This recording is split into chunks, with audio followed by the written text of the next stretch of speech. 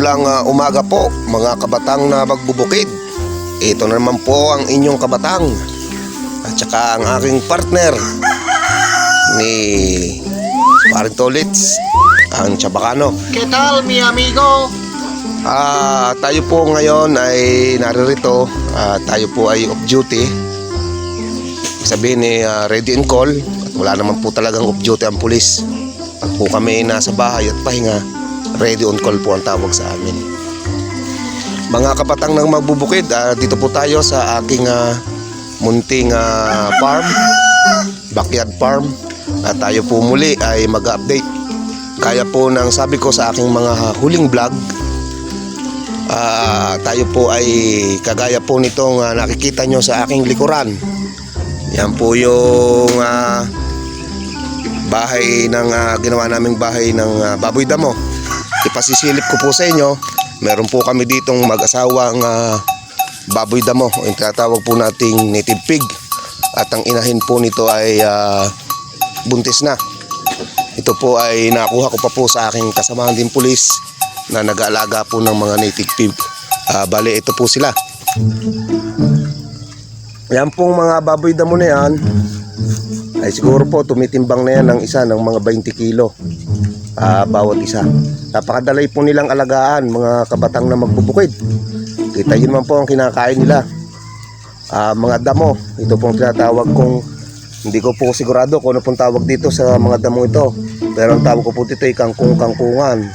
May mga Cinderella pa rin po dito, Cinderella grass. Meron pong kangkong-kangkungan. Yan po ang aming pinapakain. Tsaka po yung mga nipier, narito nakikita nyo. Yan pong mga dahon na yan ay paborito po nila. At nilalahukan lang po namin ng darak para po tayo ay makatipid. At saka bakit pa po natin sila sasabihing baboy damo kung hindi po sila natin pakakainan ng damo? Kasi masusustansya po yung mga damo na binibigay namin. At sila po ay punong-puno ng protina. Kaya maganda po sa ating baboy. Tuwan-tuwa po sila ngayon dahil maulan, mga kabatang na magbubukid. Magbibigay po tayo ng kaunting kaalaman sa susunod na vlog po natin dito po sa ating mga inaalagaan na baboy damo. Mga kabatang na magbubukid, silipin naman po natin ang ating mga alagang kambing. Ang ating pong mga alagang kambing na ito ay nag-aalmusal. Yan po, makikita po ninyo. Yan, nag-aalmusal po sila. Yan. At yung pong aking isang puti din si Lorna, ay hanggang ngayon pa hindi pa humaanak, ay baka by next week pa. Yan po ang ating mga alagang kambing. Tuwan-tuwa ho sila. Yan pong damong aming pinigay ay dahil nga ho sa nag-uulanan, yan pong binigay naming mga dahon yan, kinumpay pa ho kahapon ng hapon. At hindi po tayo pwedeng gumamas o kumumpay ng mga damo pagka ganito pong umaga at lalo po't nag-uulan. At gaya nga po ng sabi ko, yung pong mga dahon po ng kumpay natin ay maaari po itong gapangan po ng mga bakterya at saka po ng mga parasito na pwedeng pagkinain po ng ating mga hayop ay po pwede po silang magkasakit o yung magtae. Ito naman po yung ating Rhode Island na mga manok. Nakaber naman po yung tandang. Yan, tuwan-tuwa po sila sa pagtuka. Nangangain din po yan ng ng mga dahon. Kaya sila ay malulusog, mga kapatang na magbubukay. Update naman po tayo dito po sa ating pabo. Yan, sila mga 6 months, bali magsi 7 months na ho sila. 7 months. Yan, kung papansin niyo po, ay ang barako po diyan, yung kulay itim, at ito hong namumuti-muti ito, yan ho yung inahin. Yan po ang bahay nila. Damo din ho ang kinakain ng mga yan, mga damo. Binibigyan din po namin ng daraka o patuka.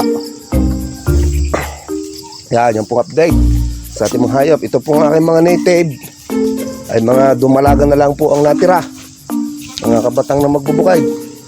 Yan, puro dumalaga na lang. At dahil ho nga ay digigay dati yung huli kong sabay, ay nasalakay po tayo ng sawa. Oh, Kaya po nilagyan namin ng lambat ngayon. Aywan ko lang ho kung ang sawang yan ay makakapasok pa din ay sana na may wag na nakatikim na ng manok. Ay babalik-balik po yun dito. Yan po yung 5. Siguro po by next month, so pwede na po natin silang palahian upang sila mga itlog at mga magkasisew para ho sa darating na season ng pagpisa nila ay marami ho tayo mga Tagalog. very Yan pong nice. Tagalog na manok ay sadyang napakasarap ho ng karne niyan. Sarap yan sa At tinola, lalong-lalo pare. na po sa ating tinola ay pag ho tayo may papaya, luya, ay di kahit talagang napakasarap mga kabatang na magbubukay. Ito po, may bago po kaming dinagdag pa po na aming alaga. Ito po rabbit. Yan. Yan po rabbit, New Zealand. Yun ho, tsaka Californian. Yan po ay mga kabatang na magbubukid. Ito pong rabbit. Ito po ay galing sa aking kaibigan na alam ko po namang kilala nyo. I-visit nyo po siya sa kanyang YouTube channel. Yung pong kanyang Go Negosyo. At saka yung pong Papa Rabbit Tree. Siya po ay si Kuya Orly Balbakal. Na siya po ngayon ay nasa Lipa sa kanyang mga ibang farm doon. May farm din po siya, may rabbit tree din po siya dito sa kabilang barangay namin, sa barangay Bangin. Ito po. Yan po yung mga rabbit na galing sa kanya. Ito pong rabbit, mga kabatang na magbubukid, kaya po dalawa lang po muna ang kinuha namin. Ayon po sa mga eksperto na nakaranas na ng pag-aalaga po ng kuneho, mas mainam daw po muna yung dalawa para mapag-aralan po natin kung paano po sila maparami at makakuha po tayo ng experience. Sa akin pong pagkakaalam, dito po sa atin sa Pilipinas ay unti-unti na po itong napapag-aralan ng tao, na-adapt ng tao para sila igawing karne, pagkain. Dahil ito pong mga kunehong ito, mga kabatang na magbubukid, yan, sila po ay, ang pagkakaalam ko po, ay wala naman po talagang lahi ng kuneho dito sa Pilipinas. Kaya po yan tayo nagkakuneho dito. Ay kaunting trivia po, yan po ay dala po ng ating mga Kastilang fraile. Yung mga fraile, na, yung mga pare po nung una dito po sa Pilipinas, para po sila ay gawing alternatibong pagkain. Ngunit ang ginawa naman po ng mga Pilipino, ito po ay kanilang inalagaan. Ginawa hong pet. Kaya tinawag po na pansi. May tinatawag po silang pansi, yung mga pet type kung tawagin ho, sa mga kuneho. Kaya mga Pilipino ho ay medyo alanganin ho kumain po ng kuneho, ng karning kuneho. Pero ngayon po sa ating pong industriya ng pagkukuneho ay napakalaking bagay po nito. At ito po ay posible po nating pagkitaan. Dahil ayon po sa ating agriculture ay dahil ang mga baboy po ngayon at mga manok ay mga may sakit. Meron pong ASF ang baboy. Ang atin naman pong mga manok ay may bird flu. Ay ito pong kuneho ay alternatibo po yan na pwedeng karne na sa tingin po natin wala naman po siya sigurong sakit na po pwede pong maikahawa sa tao. At marami na rin po yung kumakain sa panahon ito. At napakasarap naman po talaga. Punong-puno po siya ng protina, mga kabatang na magbubukid. Medyo maselan po siyang alagaan pero hindi naman po ganun kaselan. Basta't pag mag-aalaga po tayo, ayon po sa aking mga nakilalang eksperto at mga nakapanayam, ito pong kuneho ay pag hindi po natin alam kung paano paramihin at kung paano po ito alagaan, hindi po tayo magiging matagumpay. Kaya kailangan po nating mag-aral, mag-research sa pag-aalaga po ng kuneho. Magtanong-tanong po tayo sa mga eksperto, mga kabatang na magbukid kung paano ho alagaan. Balat po ang inyong kabatang ay saliksik at nag-aral at ibabahagi ko po sa inyo kung paano po sila buhayin. Ito pong aking dalawang kunehong ito. Isa hong ito po ay New Zealand White yung isa. Ang isa po ay Californian, yung nandun ng brown. Ay, at tingnan nyo po ang kanilang kulungan. Yan, ito po ay galing din kay Kuya Orly Balbakal. At ito po yung sila na po yung bumuo nito. Kung titingnan po natin, napakadaling gagawin pero ito ay medyo mahirap. Yung pong kumpay nila doon sa loob, yan, kung makita nyo po, yan, naubos na ho yung kumpay, nakain na po kanina. Feeds na ho kinakain nila ngayon. Yan. Ito pong kulungang ito ay galvanized. Yan, nilagay lang po namin ng bubong kasi nasa ilalim po sila ng puno ng mangga. Kaya lilom. Gustong gusto po ng kuneho ang malamig na klima. Yan po. Pag mainit po ay hirapan po sila. Kaya gustong gusto po nila yung mga ganitong malalamig na klima nasa ilalim ng puno. Yung marami silang nakikitang mga dahon. Yan. Ito po nga mga kuneho po, mga kabatang na magbubukid. Kailangan po talaga nila ng bubong. Hindi sila pwedeng laging mababasa ng ulan. At lalo na po yung mainitan. At sa pagkain naman po, meron po tayong tinatawag na yung pagpapakain natin, 70% po kailangan damo. Mas maganda po, 70% damo. Tapos 30% yung pong feeds, yung pong ating commercial feeds. Yung mga forage po natin dito, yan. Marami po tayong forages dito. Maraming pwede silang makain. Nandiyan po ang Napier grass. Nandiyan po ang Madre de Agua. Ito po, alaga namin. Pinalalaki po namin. Nandiyan po ang Mulberry. May tanim po kami doon sa bandang kaliwa ko. Nandiyan po yung tinatawag natin sa Cinderella grass. At saka po yung kangkong-kangkungan. Marami po. May Napier po tayo. Yung mga native Napier natin. Dahil maraming klase po yung Napier. May tinatawag po tayong Super Napier. Pero po tayong tinatawag ng native Napier. Yan po yung kinakain po. Ang kukuhanin lang po natin dyan yung mga dulo ng dahon. Yung sa palagay po natin ay kayang kainin po ng ating mga kuneho. Bali ang pagpapakain po natin pag po alas 8 ng umaga, bigyan mo. Dahil hindi naman po natin masasapat. Sa damo lang makakuha sila ng protein sa mga damo. Kailangan din po nilang i-maximize yung protein. Kaya magbibigay din po tayo ng feeds. Kailangan 70 po ang pakain sa kanila. 30% po na feeds, yung ating commercial feeds. 70% po na forage. Yung pong ating mga dahon na ibinibigay sa kanila. Yun po. At pagka ganito pong mga bata pa, ito pong alaga namin ito ay nasa 2 months, magti 3 months. Inyo pong bigyan ng sapat na sustansya ng pagkain para po sa kanilang paglaki hanggang 6 months for ready to breed na po sa loob ng 6 na buwan. At ito pong mga kuneho natin, kung mapapansin nyo, wala po kayong mapapansin sa kanilang ingay. Napakatahimik lang po nila. Ngayon lang, ang isa pong kuneho, pag kayo po ay para malaman po natin na sila ay masigla, pumalakpak po kayo malakas o kayo po ay sumigaw, makikita po natin na sila ay magiging alerto. Ibig sabihin, nakaka-adapt sila sa community nila. Ibig sabihin, listo sila. Alam nilang may panganib na pararating. Yan po, ibig sabihin, malusog po yun. Pero pag ang kuneho po, may linilikha na po tayong ingay at nakayup-yup lang po sa isang tabi, yan po may problema. Mga kabatang na magbubukid. Yan. Ihintayin po natin sila, mga kabatang na magbubukid na umabot sa 6 months at tayo po ay magpaparami. Hindi pa po kami mga kabatang na magbubukid, hindi pa po kami nag-alaga ng bak, yung pong ating mga barako. Dahil dadalawa naman po yan, hihintayin po natin yung kanilang kapanahunan na sila po ay maging ready to breed na. Dahil kung tayo po ibibili ng bak ngayon, papakainin po natin, hindi sila napapakainin, ay hindi po tayo makakameno sa gastos. Pag ready to breed na po sila, bago po kami mag-produce ng 2 bak. Bali ang gagawin po natin ay tigisa din po silang bak para po, ibig sabihin naka-line po tayo, line breeding. Ibig sabihin ho, sa sistema po ng line breeding ay hindi po tayo magkakaroon ng inbreeding ho. Yung ika nga ay lahi sa lahi nila, pamilya nila ay maglalahian.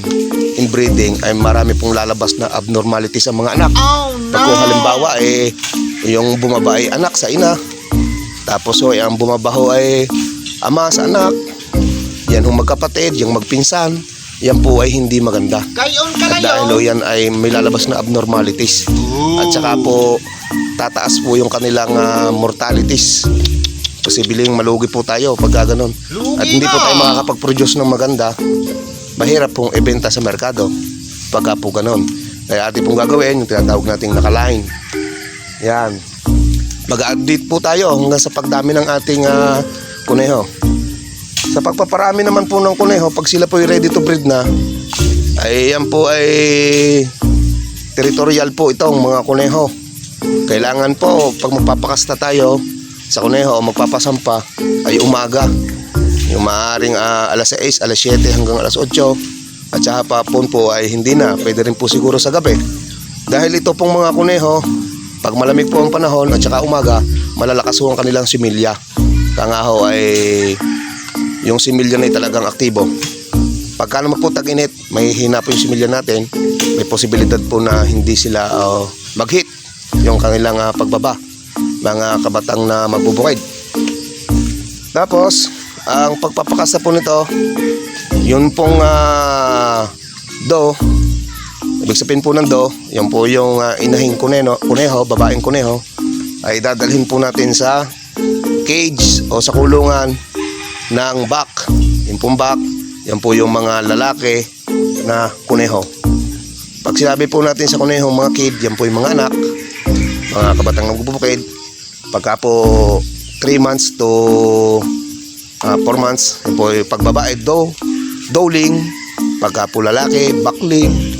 Pag po sila ay umabot na ng 6 months, yung po sila ay mga mature na, ready to breed na, yan po tinatawag natin babae, doe. Yan po ang ating lalaki ay back. Pagka naman po sila ay may mga anak na,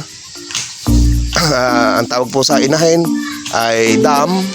Doon po sa ama, sire. Doon po natin makikita yung kanilang breeding, yung sistema po ng kanilang breeding. Yan po mga kabatang na magbubukid, kaunting kaalaman.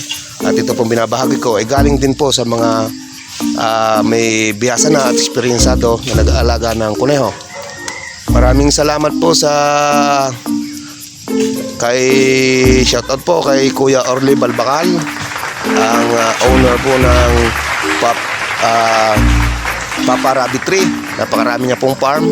May iba't ibang extension po ng farm. Meron po sa Lipa, meron din po sa Lemery, meron din po tayo dito sa San Nicolas na farm niya ng rabbit. At siya din po ay isang vlogger na matatagpuan po natin sa Go Negosyo. Ayan, makikita po natin siya, si Kuya Orly Balbacal. Siya po ay lehitimo talagang taga rito sa Batangas, taga rito po sa Taal, na sila po ay naninirahan ngayon sa Lipa, mga kabatang na magbubukid. Dahil nga po napaka-busy ng taong ito. Shoutout po sa inyo, Kuya Orly Balbacal. At good luck po, and sana po ay magtagumpay po yung inyong hangarin. Alam kong marami pa kayong mababahanggihan at matutulungan. Sana po ay magtagumpay po yung inyong binabalak ngayon na pagtatayo po ng rabbit chon dyan po sa Lipa. Napakasarap po talaga ng rabbit. Doon po sa hindi po kumakain ng rabbit, subukan nyo lang po, wala pong mawawala. In good health na po. Mababa po ang kolesterol, mababa po yung kanyang fat, mayaman po sa protina. Yung pong hinahanap ng ating katawan, hinahanap na sustansya ng ating katawan, na ito po ay mas masustansya pa po sa baboy tsaka sa manok, sa sobrang protein nila. Kasi po yung white meat nila ay punong-puno po ng protein. Ito pong mga kuneho, marami ho tayong putahe na magagawa ho sa kuneho, mga kabatang na magbubukid. Kung hindi pong susubukan, ang karne po nito ay pwede po silang gawing sisig, pwede pong gawing adobo, kaldereta, kung ano pong gusto ninyo. Gata, adobo sa gata, lechon, yan pong rabbit chon, ay sadya pong napakasarap, mga kabatang na magbubukid. Huwag na po nating isipin yung tinatawag po natin na pagtabo o yung napakahalay pagkakain tayo ng kuneho. Dahil ang isip nyo po ito'y alagain nyo yung pansi. Hindi po. Ito po pwede rin pang meat type. May kanya-kanya po siya ng klase ng kuneho na pang meat type. Yan, ito po nga ating New Zealand White. Basta mga New Zealand, tsaka yung Sincilia. Yan. Tsaka po yung ating marami pong klase po ng meat type, mga kabatang na magbubukid. Shout out po pala sa mga kasama kong kapulisan dyan sa San Nicolas Municipal Police Station. Magandang umaga po at maulang umaga. Alam ko po na kayo ay patuloy na naglilingkod. Tayo ay patuloy na naglilingkod sa mga mamamayan po ng bayan ng San Nicolas.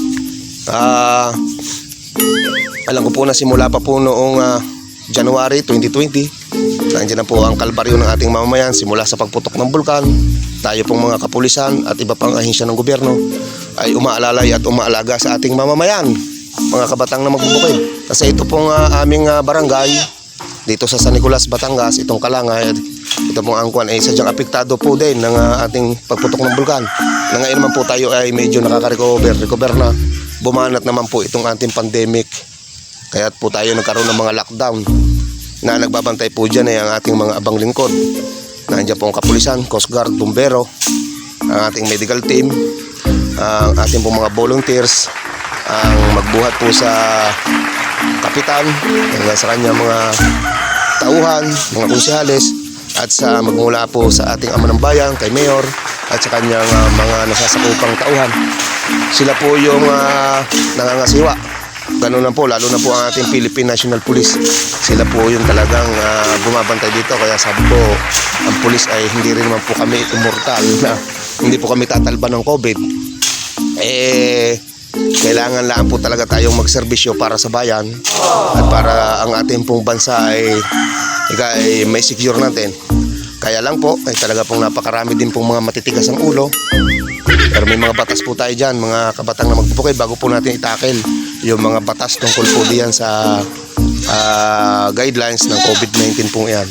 Sana po mapaglabanan natin at matapos na po itong problemang ito para po ang ating mga mamamayan ay patuloy pong mamuhay ng tahimik na at maituloy nila yung mga buhay. Marami hong nakakaawang mamamayan ngayon at dahil nawalan po ng trabaho, ang mga bata hindi po makapag-aral ng maayos, nasa online po tayo ngayon. May modular pa yata po na tinatawag itong mga bata, mga estudyante po natin. Yan. Kaya sana po may awa si God, ang ating pong Panginoon na may kapal. Alam po niya na ito ay siya pong ang higit na nakakaalam na ito po ay ating malalampasan at mapapaglabanan ito pong pandemic na ito. Yun po, mga kabatang na magbubukid. Sa susunod po nating vlogs, tayo po ay magbabahagi ng buong kaalaman ng pag-aalaga ng rabbit. Ganoon rin po sa pag-aalaga ng ating mga native chicken, pag-aalaga po ng ating Rhode Island Red ng mga manok, yung po nga free-range chicken natin, at pag-aalaga po ng native pig, yung pong baboy damo, pag-aalaga po ng ating turkey, yung pong pabo. Ganoon din po sa kambing. Ako po ay magbabahagi sa inyo ng kaunting kaalaman. Doon po sa ating mga taga-subaybay sa ating video, please like, and doon po sa mga bago pa lang sa aking YouTube channel, please subscribe and click the notification bell para po ma-update ko kayo sa aking mga latest video. Mga kabatang na magbubukid, bali ang tema po ng aking vlog, pag ako po ay nasa bahay, ang inaasikaso po natin ay itong ating backyard farm, itong ating mga hayupan. Kasama ko po ang aking partner, si Paring Tolits, si Jorap. Meron din po siyang vlog kasi singer po siya. Siya po ay member po ng PhilSCAP sa ABS-CBN. Ngalaan po, ay malungkot dyan, ay nagsarado na po ang ating ABS-CBN. Kaya wala pong trabaho ngayon ng inyong abang lingkod na si Paring Tolits, si Jorap. Pero makikita nyo po ang kanyang channel sa YouTube, yung pong Jorap. Pag ako po ay naman ay nasa station at medyo pahinga po tayo dahil sa sobrang dami na rin po ng ginagawa, nalagi po kaming nasa labas, nagbabantay po ng katahimikan ng ating bayan at ng mamamayan hanggang gabi. Pag nakapahinga po, naisisingit ko po itong pagbablog. Nagbabahagi po tayo ng kaunting kaalaman sa batas base po sa aking mga nakausap na abogado at base na rin po sa aking eksperyensado bilang isang chief investigator. Ibig sabihin, ako po yung pinaka-hepe ng investigation sa bayang ito. Sa experience ko po, gusto ko pong matulungan ang ating mamamayan, maunawaan po nila yung kanilang mga karapatan at yung mga batas. Marami pa po tayong vlog na darating at gagawin. Mabibigay po tayo ng kaalaman tungkol po sa batas. Marami po salamat mga kabatang na magbubukid. Muli po, please subscribe and click the notification bell mga kabatang na magbubukid.